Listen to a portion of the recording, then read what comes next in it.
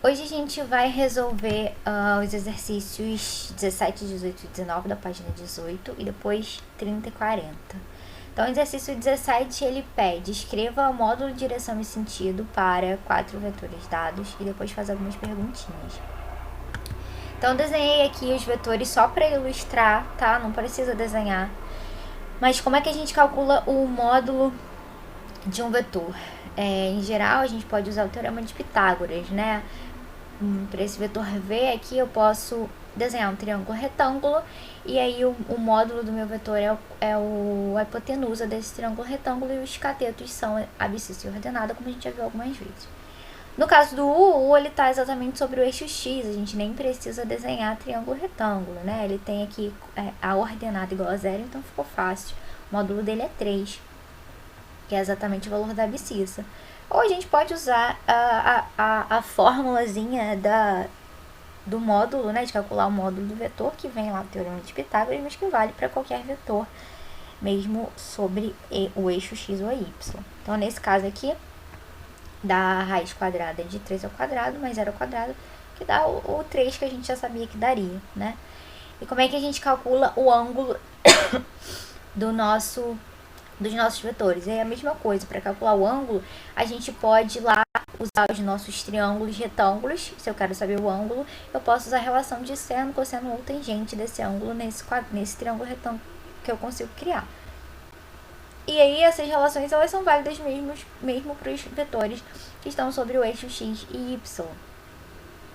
E, bom, nesse caso, como está sobre o eixo x, a gente sabe então que o ângulo dele é zero, né? Ele é paralelo ao eixo x, mas se eu aplicasse lá a minha formulazinha, eu obteria o mesmo resultado, né? O ângulo zero. Então, o vetor V tem coordenadas menos 2 e 2 raiz de 3. Ele está então no segundo quadrante, né? Mesmo não desenhando, eu penso, bom, ele tem a abscissa negativa, a ordenada positiva, ele está no segundo quadrante. Então, eu sei que quando eu for calcular lá o ângulo que o meu vetor forma agora, no caso, com o eixo y, né, que é o pedacinho que eu precisaria calcular, quando eu desenhar esse triângulo retângulo, o cateto adjacente ao ângulo que eu quero, ele vai ser agora o valor do y do meu vetor, né? Então, eu vou lá, aplico lá minha formulazinha do cosseno. Então, vai ser o valor de y, a ordenada, que é 2 raiz de 3, sobre a hipotenusa que eu achei. Então, esse pedacinho dá 30 graus. Mas eu preciso do ângulo todo, né? Que o vetor forma com a parte positiva do eixo x. Então, eu preciso somar 90 graus. O W, coordenadas menos 3, opa, coordenadas iguais. Então, esse é muito fácil. Ele é a diagonal de um quadrado. Então, eu sei que essa diagonal vai dividir o ângulo em 2 iguais. Então, esse ângulo vai ser de 45 graus. Eu posso justificar desse jeito. Ou fazendo a minha continha de sempre do cosseno. Ok? E aí, bom, coordenadas negativas. Então, eu sei que esse W ele tá lá no terceiro quadrante. Então, esse pedacinho entre a parte negativa do eixo y no vetor é de 45 graus, mas eu preciso somar 90 graus relativo ao segundo quadrante mais 90 relativo ao primeiro. E o vetor T, o último vetor, ele está no quarto quadrante, né? Agora as coordenadas são positivas. Então, eu vou fazer lá o meu cálculo. Aqui nesse caso, quando eu desenho meu triângulo retângulo, o cateto oposto ao ângulo que eu quero, o cateto adjacente ao ângulo que eu quero, que é o ângulo entre a parte negativa do eixo y e o vetor, é agora o valor de y, né? E eu pego a parte positiva porque eu quero essa medida. Então, nesse caso é raiz de 3 sobre a hipotenusa que eu encontrei, que é 2. E aí eu encontro de novo que esse ângulozinho é de 30 graus. Mas como está no quarto quadrante, eu preciso somar este ângulo de 90 graus 3 vezes, relativo ao primeiro, segundo e terceiro quadrante. Fácil? Agora vamos ver as perguntinhas que ele fez em relação a esses vetores. Letra A. Existem vetores iguais? Quais? Existem? Bom, não existem. As coordenadas de todos eles são diferentes. Né? A gente tem que vetores podem ser iguais, equivalentes, se eles tiverem posições diferentes do espaço, mas sempre que a gente passa eles para a posição canônica, eles eles vão ter as mesmas coordenadas, né? Então, para vetores serem iguais, eles precisam ter coordenadas iguais. Nenhum deles tem. Nenhum deles tem nem módulo igual, nem ângulo igual, né? Eles são todos diferentes. Letra B. Algum desses vetores é unitário? O que é um vetor unitário? É um vetor que tem módulo 1. A gente calculou aqui o módulo de todo mundo. Nenhum deles deu 1, né? Deu 3, do V4, do W, 3 raiz de 2, do T, 2. Então, nenhum deles é um vetor unitário, nenhum tem módulo 1. Letra C. Determine o versor de cada um deles. Como é que eu encontro o versor de um vetor? E vamos lembrar também lá da segunda aula. Versor de um vetor é um vetor que tem a mesma direção, o mesmo sentido, só que o módulo é 1. Então, como é que eu faço para encontrar um vetor de mesma direção e sentido que outro? Eu multiplico por um número positivo, né? Se eu multiplico um vetor qualquer por um número positivo, eu vou obter um vetor resultante de mesma direção, mesmo sentido e módulo diferente, se esse número pelo qual multipliquei for diferente de 1. E, bom, por qual número, então, eu tenho que multiplicar os meus vetores? A gente viu também que se eu multiplico um vetor por um número, o meu vetor resultante fica com o módulo multiplicado por esse número, né? Então, se eu tenho aqui o meu vetor U, que tem módulo 3, se eu multiplicar por 2, eu vou obter um vetor que tem módulo 6, 2 vezes 3, né? Mas eu quero obter um resultado que tem módulo 1. Então basta eu multiplicar pelo inverso de 3, né? Se eu multiplicar por 1/3, o meu vetor resultante vai ter módulo 1/3 vezes 3, que é 1, que é o que eu quero. E é o que a gente também tinha visto, né? Sempre que eu pego um vetor e multiplico pelo inverso do módulo dele, eu tenho o chamado versor. Então, basta fazer essa continha para cada um deles, né? Então, o primeiro lá deu módulo 3, então eu vou pegar as coordenadas dele, 3 era multiplicar por 1/3. Como é que eu multiplico um vetor por um número? É só multiplicar cada coordenada por esse número. Então, 1/3 vezes 3 dá 1, 1/3 vezes 0 dá 0, ok? Para os outros 3 vetores, análogo, né? Eu pego aqui o inverso dos módulos e multiplico pelas coordenadas dos meus vetores. Fácil. Letra D, ele pede: encontre um vetor de sentido oposto a W e módulo raiz de 2. Como eu posso fazer isso? Vamos usar o que a gente fez no exercício anterior, né? Na letra C. A gente calculou o versor de W. A gente viu que se a gente multiplica um vetor por um número, a gente obtém um vetor resultante de mesma direção. E aí, se esse número é positivo, eu tenho o mesmo sentido, se é negativo, o sentido oposto. E o módulo fica multiplicado por esse número. Então, eu vou usar esse versor, porque se eu pego esse versor que já tem módulo 1, eu multiplico ele por raiz de 2, meu vetor resultante já vai ter módulo raiz de 2, beleza? Só que, bom, como eu quero que mude o sentido, então eu preciso multiplicar por menos raiz de 2, na verdade, né? Então, resolvida a questão, eu multiplico o meu versor, que eu já encontrei, por menos raiz de 2, e eu obtenho o vetor 1, 1. Ou uma segunda maneira de fazer isso, se a gente não tivesse ainda calculado o versor, seria fazer um sisteminha. Eu quero encontrar um vetor que é múltiplo do meu vetor lá W, que tem coordenadas 3, 3. Aliás, que tem coordenadas menos 3, menos 3. Mas, bom, eu quero que ele mude de sentido, então eu vou pegar já o vetor oposto, 3, 3. Então, eu quero pegar um múltiplo desse vetor e quero que o vetor a resultante tenha a módulo raiz de 2. Então, eu monto um sisteminha, né? Eu vou usar essas duas informações. Então, meu vetor tem coordenadas 3K, 3K. Eu calculo o módulo desse vetor e eu sei que isso tem que dar raiz de 2. Então, eu tenho uma equação com uma incógnita. Vou achar o valor dessa incógnita. Só elevar os dois lados ao quadrado. Eu encontro aqui 9K ao quadrado mais 9K ao quadrado igual a 2.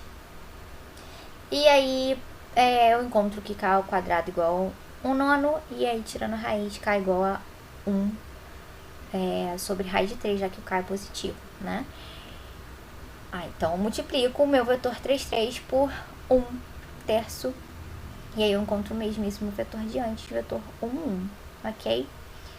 Número 18. Dados os vetores U e V, determine o vetor, determine o módulo do vetor, que é a soma de U e V.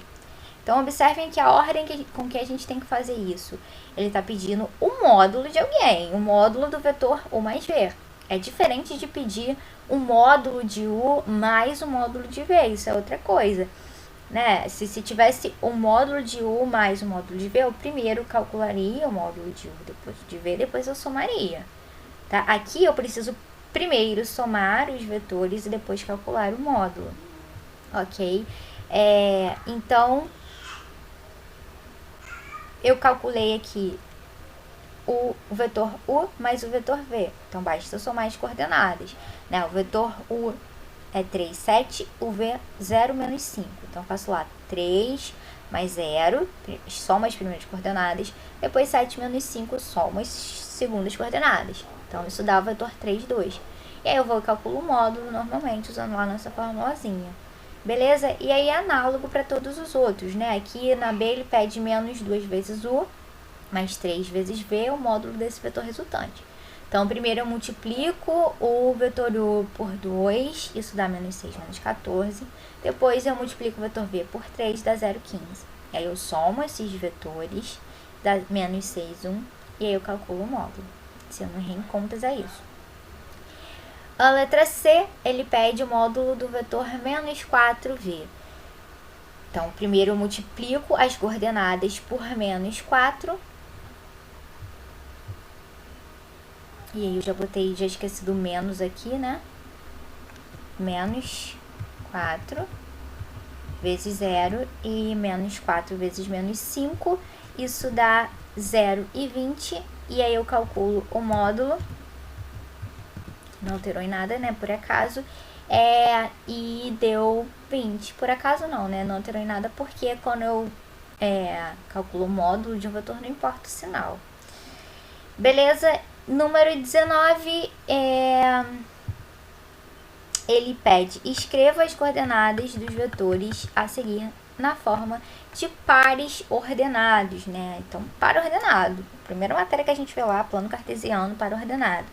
Aqui está escrito como soma de vetores, né? Como soma de múltiplos dos vetores da base canônica. Ele quer que você dê só o par ordenado.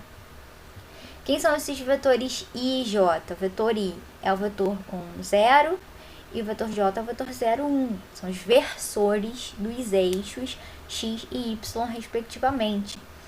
Então, só eu vou substituir aqui. Então, o I é 1, 0, J é 0, 1. Então, eu vou colocar aqui 2 vezes 1, 0, mais 3 vezes 0, 1. Isso dá 2, 0 e 0, 3, e eu somo 2, 3. Bom, vamos reparar uma coisa. Aqui eu tinha os números 2 e 3, e o meu resultado ficou com coordenadas 2 e 3. Bom, isso sempre acontece, né? É exatamente esse evento desses versores, né? Desses vetores da base canônica. Quando a gente escreve qualquer vetor como soma de múltiplos deles, as coordenadas são exatamente as mesmas que os meus coeficientes. Né? Estou multiplicando aqui a primeira coordenada por 1 e não estou alterando a segunda coordenada. Né, na minha primeira continha com I. Na segunda continha eu multiplico a coordenada por a segunda coordenada pelo próprio número, então não altero por 1. Depois o 0 não vai alterar a minha primeira coordenada. Então o meu resultado vai ser exatamente aqueles valores. Então não tem mistério, né? Eu posso colocar direto os números que ele me deu aqui. OK? Agora questão 30. Pulando de página, pulando algumas questões. Questão 30, no plano cartesiano, esboce as suas circunferências com características a seguir, ressaltando as coordenadas do centro e a medida do raio em cada caso. Então, letra A, circunferência de centro 2, 5 e raio 3. Então, você podia desenhar no papel, simples, nada demais. Só marcar lá. Então, centro 2, 5. Então, eu vou pegar lá o pontinho 2, 5, marquei, esse é meu centro. Raio 3, vou abrir o meu compasso com a medida de 3 centímetros, né? Eu pego aqui no meu eixo e meço 3 unidades. Se você não tiver com compasso, tudo bem, você pode marcar um outro pontinho, né? Como eu marquei aqui. Calculando. Bom, eu preciso... o que é a minha circunferência? São todos os pontos que têm distância 3 do ponto 2, 5. Então, você pega um qualquer. Qual é um fácil? É um que seja paralelo, né? Que um segmento seja paralelo ao eixo X ou ao eixo Y. Que assim eu simplesmente somo as unidades do eixo X ou Y. Né? Nesse caso aqui eu estava no 2, vou para o 5. Eu sei que a medida desse segmento é 3, é o que eu quero.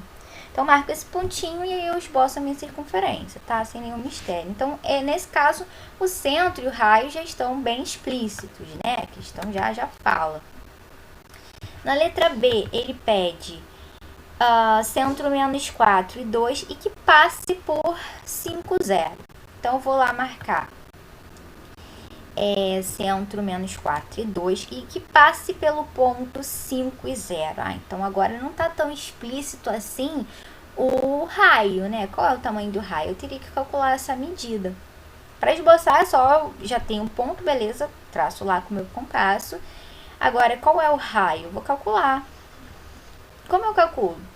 O raio é exatamente a medida desse segmento CD.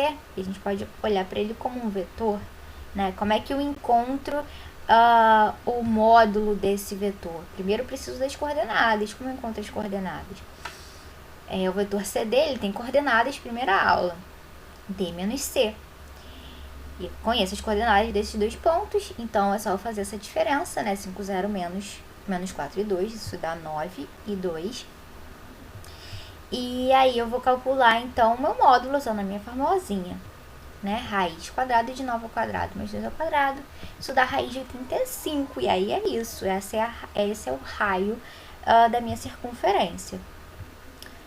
Letra C, ele pede para esboçar a circunferência circunscrita ao hexágono e aí ele dá os vértices.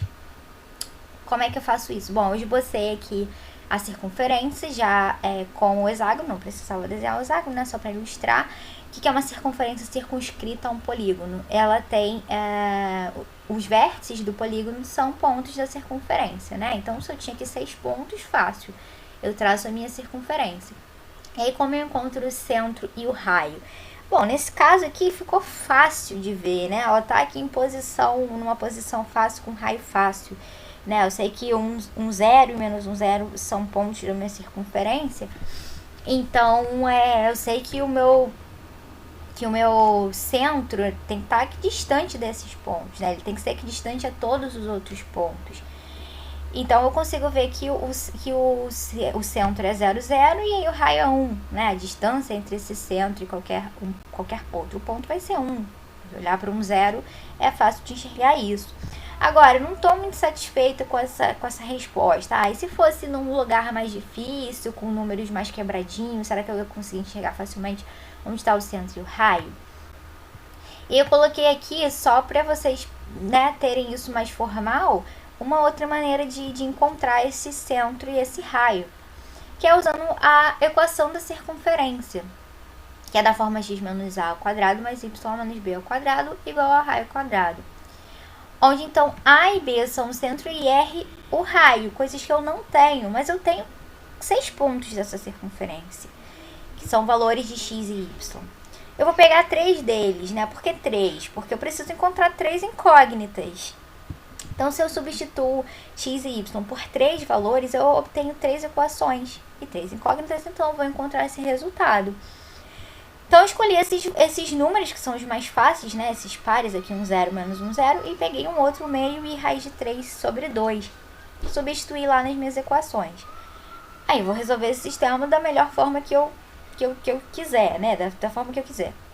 Escolhi aqui subtrair as equações 2 e 1, porque quando eu subtraio elas, eu já cancelo o B e o R, eu fico só com A. Eu já consigo encontrar o valor de A. Então, eu faço aqui 1 menos A ao quadrado menos 1 menos A ao quadrado. Tem que dar 0, né? Não sobrou nada.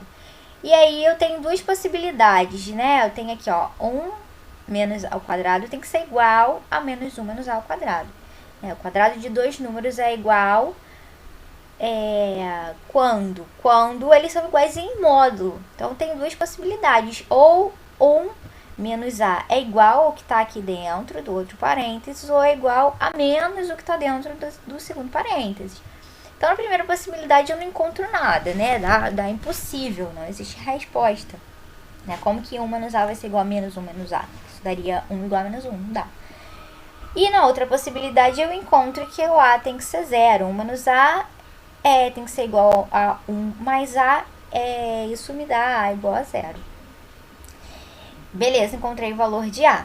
E aí eu volto lá para o meu sistema. Substituo então o A por 0. E aí as minhas equações 1 e 2, elas ficam idênticas, né? Elas ficam igual a 1 mais B ao quadrado igual a R ao quadrado. E aí eu substituo o valor de A também na minha terceira equação. Aí agora eu faço de novo como eu quiser, para encontrar o valor de B ou R, né? Nesse caso aqui eu tenho R ao quadrado nas duas, então basta eu igualar os lados esquerdos. E aí fazendo essa continha eu encontro que o meu B é igual a 0. E aí de novo eu volto lá para a equação 1 e encontro o valor de R. É o que a gente tinha achado antes, então o centro tem coordenadas 0, 0 e raio 1, beleza? Na letra D, ele pede para calcular a circunferência inscrita no quadrado de vértice, ele dá os vértices. Então, eu desenhei aqui de novo o quadrado, só para ilustrar, e eu sei que a minha circunferência, então, inscrita, né, ela está dentro do quadrado, ela vai tangenciar o quadrado nos seus lados, né, vai tocar nos pontos médios dos seus lados. Então, também só de olhômetro a gente consegue encontrar o centro e o raio, né? A gente está vendo aqui que essa circunferência, o eixo X, ele corta ela na metade, né? A gente tem aqui que o lado desse quadrado tem tamanho 4, fica fácil de eu ver aqui, de menos 1 até 3, tem distância 4. E aí, então, o raio vai ser 2. Então, o centro vai ser no ponto 1, 0. Agora, vamos botar isso de uma maneira mais formal, só para ilustrar também. Fiz de um jeito um pouquinho diferente, né, do hexágono, mas a mesma ideia. Que é o seguinte, então, o lado igual a 4, né, e a gente conclui que se o lado é igual a 4, o raio é a metade disso, né, mesmo que fosse um número quebradinho, se a gente consegue encontrar o lado, como é que a gente encontra o lado? Fazendo o módulo do vetor. Sempre consigo calcular isso mesmo com o número quebrado. E eu pego a metade, esse é o tamanho do meu raio. E aí, o que eu faço para encontrar o centro? Então, aqui eu chamei o centro de AB, né? Não conheço AB. Peguei 2 pontos da minha circunferência. Como eu encontro esses 2 pontos? Esses 2 pontos são o ponto médio dos meus lados, né? Então, também consigo encontrar mesmo sendo números quebrados. Então, nesse caso aqui, eu peguei o ponto que eu chamei de Q e R, então, de coordenadas 3, 0 e 1, 2. Se esses pontos são pontos da minha circunferência, a distância entre eles e o centro tem que ser igual a 2, né? Tem que ser iguais entre si, iguais a 2, que é o raio da minha circunferência. E aí eu vou e monto o sistema. Então, primeira informação, esses módulos, né, desses vetores são iguais. Então, eu calculo lá os vetores, então, que são a diferença, né, das coordenadas, que é P menos Q e P menos R. E aí eu igualo os módulos, usando lá a minha formulazinha de módulo. E eu vou encontrar uma relação entre A e B. Vou encontrar que A menos 1 igual a B. E aí eu preciso usar a minha outra informação, de que, na verdade, então, esses módulos são iguais a 2, né? E aí eu igualo um dos dois, escolhi aqui o módulo de QP, eu vou igualar a 2. Então, o módulo de QP é igual a 2, então se eu elevo ao quadrado, o módulo ao quadrado de QP é igual a 2 ao quadrado. E aí, essa parte eu já tinha calculado aqui, né? Eu já calculei aqui o módulo de QP. Simplificando, daria 9 menos 6A mais A ao quadrado. E aí, aqui agora o meu B ao quadrado, eu já encontrei uma relação melhorzinha. No lugar do meu B, eu vou colocar o A menos 1, né? Então, aqui eu substituí por A menos 1 ou 1 menos A. Dá tudo no mesmo, já que eu estou elevando ao quadrado, ok? E aqui era menos B, né? Então, de qualquer modo, ficaria 1 menos A. E aí, eu vou fazer minha continha. Isso aqui vai cair numa equação de segundo grau. E aí, eu resolvo aqui, por exemplo, por soma e produto, ou Bhaskara, tanto faz. Encontro que A igual a 7 ou A igual a 1. E agora, 7 a 1. Eu vou olhar lá para minha figura ou pensar nas minhas coordenadas. Eu sei que o centro da circunferência está no interior do quadrado, né? Já que a circunferência está circunscrita. 7 seria um número fora desse quadrado. Então, eu vou concluir que esse A tem que ser igual a 1. Portanto, então, o A igual a 1, B igual a 0, encontrei o centro da minha circunferência, que era o que eu precisava. Ok? Agora, número 40. O número 40 envolve também o número 39, né? Ela pede para encontrar as coordenadas do centro e a medida do raio da circunferência do exercício anterior. E o exercício anterior, ele pede para a gente identificar qual dessas equações é uma circunferência ou não. Então, vou pegar as que são. Quem é que é a circunferência aqui? Letra A é uma circunferência, porque está na forma x menos a ao quadrado mais y menos b ao quadrado igual a um número qualquer, que no caso vai ser o raio ao quadrado. Né? Então, a B, a C estão nesse formato. A D não está nesse formato. Por quê? Porque tem o menos aqui. Eu nunca vou conseguir escrever esse menos como um mais. Não tem algebrismo que eu faça que eu transformo esse menos no mais. Então, não é uma circunferência. A letra E, a mesma coisa. Eu não tenho coeficientes no meu x e y, né? Na minha equação. Pode até aparecer de algum jeito. Se eu multiplicar a minha equação por um número, né? Se eu tiver uma equação bem simples, x ao quadrado mais y ao quadrado igual a 1. Isso é uma circunferência, né? O centro é 0, 0. Mas eu poderia escrevê-la como 2 vezes x ao quadrado mais 2 vezes y ao quadrado igual a 2. Então, poderia aparecer, se eu manipulasse, um coeficiente no x ou no y. Só que esses coeficientes de x e y teriam que ser iguais, né? Se eu quiser sumir com esse 8, eu dividiria a equação por 8. Sumir o coeficiente do x, beleza. Só que aqui apareceu um 9 sobre 8. Como eu sumiria com ele? Eu dividiria tudo por 9 sobre 8, aí eu vou voltar com o coeficiente para cá. Então, não dá certo. Então, a letra E não é uma circunferência, ok? Agora, ele pede, então, o centro e o raio dessas que são circunferências. E também é muito fácil, é só eu pensar na fórmula, né? Então, na letra A, eu tenho aqui coordenadas qual? 1 é x menos a, que é x menos 1, então a igual a 1. Depois, y menos b, aqui é y mais 3, então o meu b igual a menos 3, né? Porque menos 3 virou mais. Quem é o meu raio? Sempre esse número que está sozinho aqui, a raiz desse número que está sozinho. Raiz de 36. Letra B. O A é menos 1. Menos com menos virou mais. O Y também. O B, né? Também. Menos 1. Raio, raiz de 2. Letra C. X menos A. X menos ninguém. X menos 0. Então, o A é 0. O B é 11. Y menos B. Y menos 11. Então, B é 11. E o